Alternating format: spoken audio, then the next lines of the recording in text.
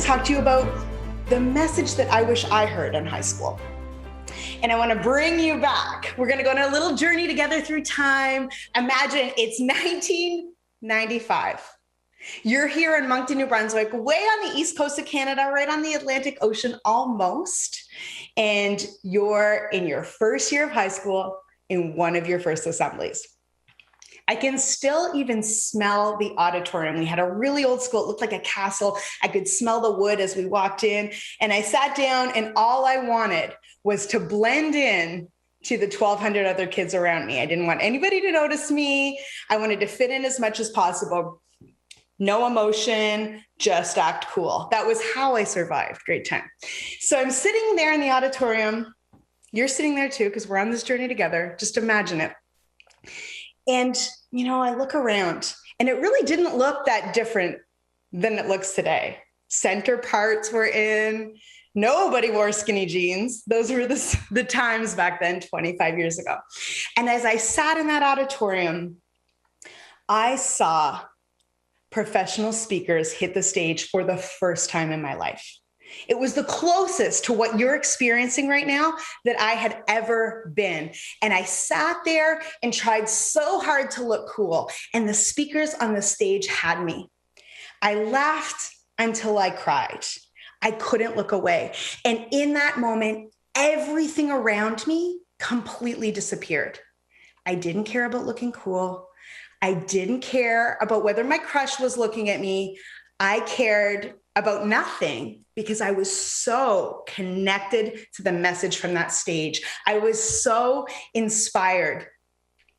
And what I never told anybody, in fact, until today, was in that moment, I thought to myself, this is how I dream of expressing myself someday. This would be my wildest dream, to stand on a stage and speak to people and share a message and have this type of connection, what we're doing right now. And I was so inspired in that moment. But as the speakers left the stage, I looked around myself and came back to reality. I came back to my own beliefs about who I was in the world. I came back to my own desire to fit in, blend in, and become really small and quiet and not be seen. And I bought into the idea that a career as a professional speaker was completely out of my league. And being out of my league to me at that time meant that it was not something I was willing to go after. I was so afraid of being out of my league.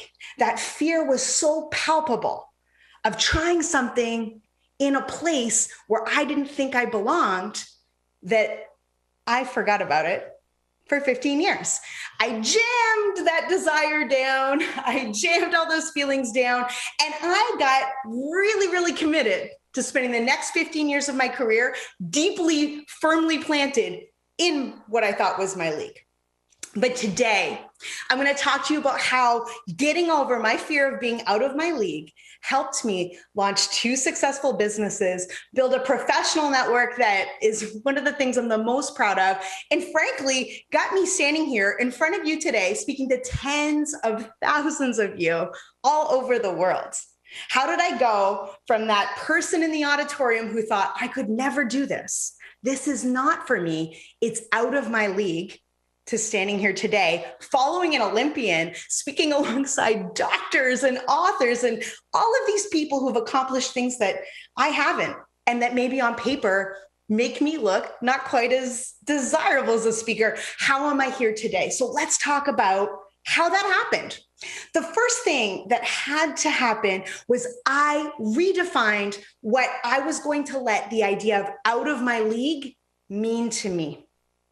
When I was younger, I allowed out of my league to mean I didn't belong.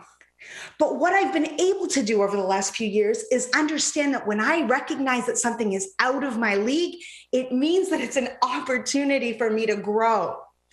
When something's out of your league, it means you just haven't gotten there yet.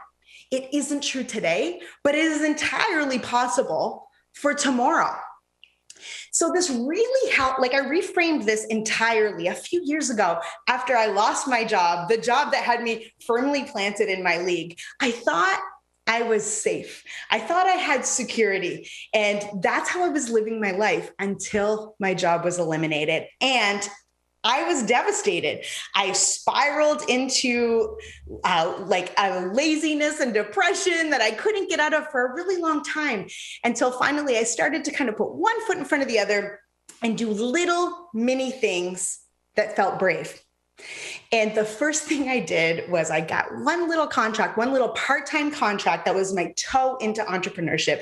And the only way to make that contract work is if I got more contracts that would allow me to fill my time and make enough money to be an entrepreneur. And so in my quest 5 years ago for more contracts, I did something that I thought was brave at the time and decided to go attend a networking event. There were going to be 60 people there.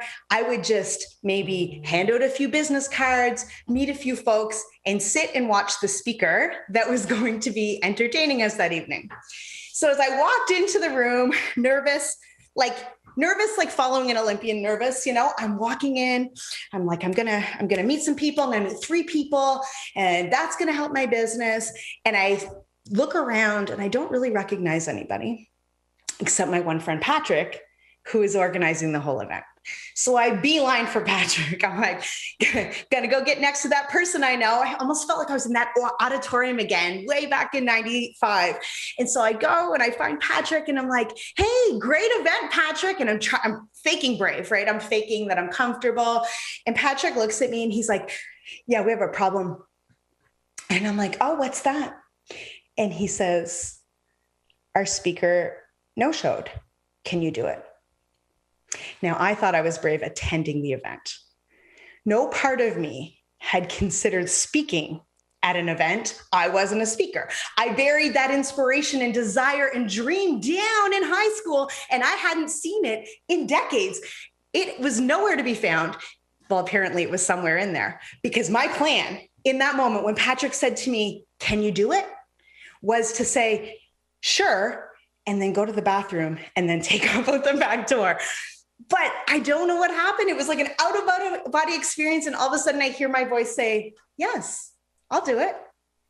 What do you want me to talk about? And in that moment, I still don't know what got into me that night. But Patrick said, great, you start in 5. I walked up to the front. I had nothing prepared. And I spent 45 minutes teaching the audience about how to market their small businesses. After that evening, my business exploded. I had a full client roster. All of a sudden, I was being called for speaking engagements all over our community. And I had completely reframed who I was. Starting to think, am I a speaker? Maybe I think I'm a speaker. I started to really think about what happened when I did this thing that was completely out of my league. And what I learned and realized in that moment, and have learned ever since, is that everybody is scared when they're stepping out of their league. Everybody, even Olympians, even doctors, even authors, when they're doing something that is in a new league, everybody's afraid, and we're supposed to be. Our brains are wired to protect us in those moments. And so when we're going into the unknown, your brain, your body, everything is like, don't go. The dinosaurs will eat you if you take another step. And it's up to you to understand that getting out of your league is where the magic happens, and acknowledge that your fear is there, but also it can't be the decision maker. Your fear can't lead the way. I don't know what happened that night when I had that out-of-body experience and my fear didn't sit in the driver's seat, but I'm so grateful because it changed everything in my career. Now, one of the things that happens once you get out of your league and you're in the new league and you're hanging out and things are going well, this is now your league. You're in the new league. It's where you belong. It starts to feel comfortable. And that's when you have to make a choice. If you're after impact, if you have a big dream, if there's something that you're trying to accomplish out there that is greater than you, then the commitment to getting out of your league again and again and again is the fastest and truest way to get you to your dreams. And so I want to tell you a couple stories about how I have gotten out of my league intentionally since that day. Because after that day, once I had a full client roster, once my business was rolling along, I was getting speaking gigs, I was invited into a community of professional speakers, and I had this kind of whole very comfortable thing going on. I realized that there were speakers that were speaking at events that I wasn't invited to. There was a whole world out there that I hadn't achieved yet. And that path to that level looked very similar for everybody else. That path was forged, and it was full of talented folks, and it was very competitive. And so I decided a couple years into this that it was time for me to get out of my league again. And I needed to find a way. And I didn't have the time and resources to do it the way everyone else did it. So one day I noticed a call for speakers came out. And I knew that hundreds of talented folks that were completely out of my league were going to be applying to speak at this event. It was a huge event. We're talking authors, doctors, Olympians, notice a theme here, and even people with TV shows, people with like well-known podcasts. Some of my own personal heroes were going to be applying to speak at this event. Who was I? I was a small business owner from small town New Brunswick. Who was I to speak at that event?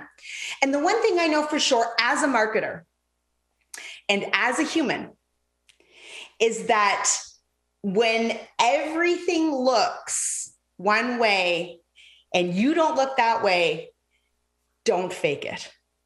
And so when I understood that everybody that was going to be applying to speak at this event, this completely out of my league, had resources and assets and all kinds of things that were out of my league. They had books and they had professional videos, and some of them had agents and all of these amazing things to set them up to be successful. I knew I could not compete with that. There was nothing I could do to compete with that except be so much myself that maybe it would make a difference. And so what I took was a shift from what I wasn't and what I didn't have and what I hadn't done. And I went deep focused on what I was and what I did have and what I have done. I didn't have a professional video of me speaking, and I didn't have a book, but I did have a cell phone and a message from my heart. And I made a cell phone video and submitted it alongside hundreds of applications that were professional and polished and perfect and everything I wasn't. And I knew there was a good chance I wouldn't get picked. In fact, I've tried this many other times and not been chosen. But in this case, the organizers saw that video and they appreciated my difference. They appreciated my courage. They said, wow, this stands out. And since that day, I have used this so many times when I'm ready to get out of my league. I don't focus on what I'm not. I have the courage to be different in what I am, and honest about what I am. And what I want you to take home today is understanding that those days of trying to blend in the gym, those days of trying to look like everybody else, they never moved me forward. I move forward when I have the courage to just be who I am. And who I am is sometimes a lady with a cell phone. And that's all I got. And sometimes that's exactly what they're looking for. So please remember that why you're different is probably going to make the difference. And I really want you to leave here with the courage to think about that. I recently had the opportunity to work with a group of entrepreneurs who are high school students. And I went in and the first thing I asked was, do you think you should include in your marketing message that you're in high school? And it was a unanimous no. And then we started to talk about how special it is that they're in high school and run a business. We started to talk about what does it say about you that you're in high school and you run a business? It tells me that you're more entrepreneurial than I am. I didn't have a business in high school. It tells me that you're a go-getter, that you're a hard worker, that you can balance multiple things. It makes me want to support you and see you succeed. It makes me want to buy stuff from you because your story matters. Your honest, true story matters. And mine does, and yours does. And it doesn't have to be all of the flashy things that social media will tell you it has to be in 2021, but it does have to be honest. So I want to go back to that day in 1995 in that gym at Moncton High School in Atlantic Canada. And I want to tell you, the speakers on that stage that day, there were two, and one of them was Stu Saunders. I didn't meet Stu again until 3 years ago when we were in a speakers networking group that was completely out of my league. Stu was the organizer of the event that I sent the cell phone video to and decided to take a chance on me. Stu chose me to be here today. I first saw Stu when he spoke at my high school. You don't know who you're interacting with right now that will be part of your path later. So I implore you to think about the idea that just because you might think something is out of your league doesn't mean it's not for you. So as I wrap this up, you're going to feel inspired today and yesterday. I want you to listen to what inspired you. I shoved it down when I was in high school. I was trying to be cool. I don't want you to do that. Please listen through your fear and insecurities for that inspiration and allow yourself to be honest with yourself about what fired you up. That day in the gym in high school, I was on the edge of my seat. And then I had to act cool in front of my friends. Don't do that to yourself. So listen through your fear for what inspires you.